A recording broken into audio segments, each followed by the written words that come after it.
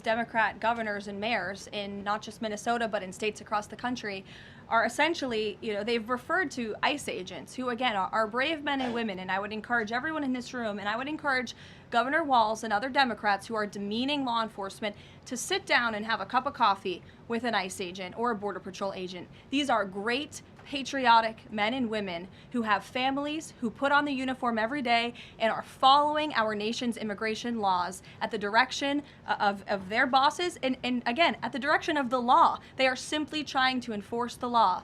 And the Democrat Party has demeaned these individuals. They've even referred to them as Nazis and as the Gestapo. And that is absolutely leading to the violence we're seeing in the streets.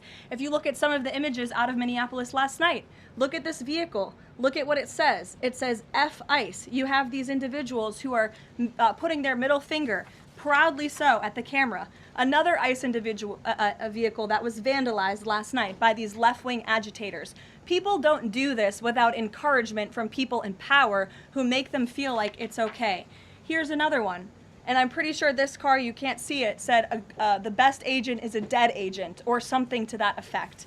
This is despicable rhetoric that we're seeing, and the media is absolutely complicit in this violence, because if you look at the headline from CNN, protests erupt after federal agent shoots man in Minneapolis, that is not the story, that is not the truth. If you actually want to know the truth, you can look at what the Department of Homeland Security released, which is that this ICE agent was executing a targeted operation against a Venezuelan illegal alien who was unlawfully present in the country. And when this ICE agent tried to detain the individual, 3 more of his comrades came rushing out of a house and started ambushing and attacking the ICE agent. They used a shovel or a broom to smash his face in. And so yes, that agent had to use self-defense and take up his weapon to protect his own life. That is what's happening on the streets of Minneapolis. That's what's happening on the streets, unfortunately, of these Democrat-run cities and states where you have elected officials who are encouraging such violence against our brave men and women in law enforcement. Thank you, Caroline. 2 questions. First, to follow up on one of my colleagues who asked you about the president's interview with Reuters. You said that he was joking about canceling the elections, but Americans for generations have fought and died for democracy, for this democracy. Are you saying that the president finds the idea of canceling elections funny? Andrew, were you in the room? No, you weren't. I was in the room. I heard the conversation, and only someone like you would take that so seriously and pose it as a question in that way. Caroline, next Thank you, Caroline. Senator Elizabeth Warren said that the president called her earlier this week to discuss caps on credit card interest rates. I'm curious, would the president work with her and other Democrats in Congress on a legislative fix to this issue? I think the president would work in good faith with anyone in Congress for a good legislative fix that would benefit the American people. And that's precisely why he called Senator Warren earlier this week on that matter. Thanks, Caroline.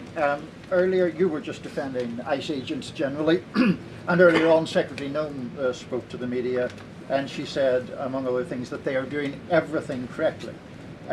32 people died in ICE custody last year. 170 US citizens were detained by ICE, and Renee Good was shot in the head and killed by an ICE agent. How does that equate to them doing everything correctly? Why was Renee Good unfortunately and tragically killed? Are you asking me my opinion? Because an ICE agent acted recklessly and killed her unjustifiably. Oh, okay. So you're a biased reporter with a left-wing opinion. What do you want me to do? Yeah, because you're a left-wing hack. You're not a reporter. You're posing in this room as a journalist, and it's so clear by the premise of your question. And you and the people in the media who have such biases but fake like you're a journalist, you shouldn't even be sitting in that seat. But you're pretending like you're a journalist, but you're a left-wing activist. And the question that you just raised and your answer proves your bias. You should be reporting on the facts. You should be reporting on the cases. Do you have the numbers of how many American citizens were killed at the hands of illegal aliens who ICE is trying to remove from this country? I bet you don't. I bet you didn't even read up on those stories. I bet you never even read about Laken Riley or Jocelyn Nungray or all of the innocent Americans who were killed at the hands of illegal aliens in this country. And the brave men and women of ICE are doing everything in their power to remove those heinous individuals and make our communities safer. And shame on people like you in the media who have a crooked view and have a biased view and pretend like you're a real honest journalist. Kelly. Kelly.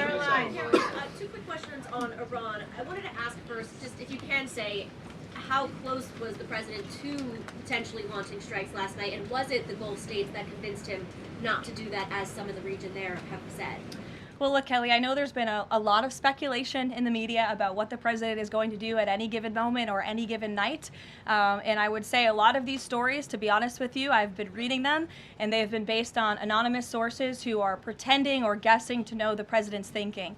The truth is, only President Trump knows what he's going to do, and a very, very small team of advisors are read into his thinking on that. And as I just told you, he continues to closely monitor the situation on the ground in Iran. And as we saw yesterday, he had heard that the killings and executions would stop, and we have seen 800 people, their lives have been spared as a result of that. The president continues to closely monitor, but also keep all of his options on the table. Caroline, two separate questions. Sure. On the Machado meeting first, what is it that the president feels that he needs to hear from her or from the opposition party that he hadn't heard prior to today, or he wanted to hear in the meeting, to be able to convince him to commit to some sort of a timeline for elections? I'm not sure the president is going into such the meeting with expectations like you just laid out, Fran. I don't think he needs to hear anything from Ms. Machado. I think generally this is a meeting that the president was willing to take and willing to accept, to meet Ms. Machado in person and to just have a frank and positive discussion about what's taking place in Venezuela. That's all. And on the subject of Greenland, Jeff Landry, the president's special envoy for Greenland, wasn't in the White House meeting yesterday. Can you say why that was, and what exactly the role he is playing in these conversations about acquiring Greenland? Well, the Vice President and the Secretary of State were present for that meeting, and the meeting, it was a productive meeting. It was a good meeting, and in that meeting, the two sides agreed to really establish a working group of individuals who will continue to have technical talks on the acquisition of Greenland.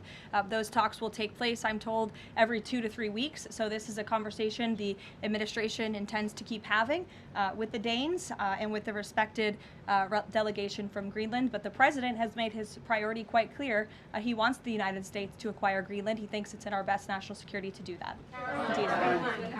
There have been multiple instances of American citizens being detained by ICE, and I'm wondering what the administration is asking the agency to do, or what steps is the administration asking the agency to take to ensure that Americans are not wrongly arrested?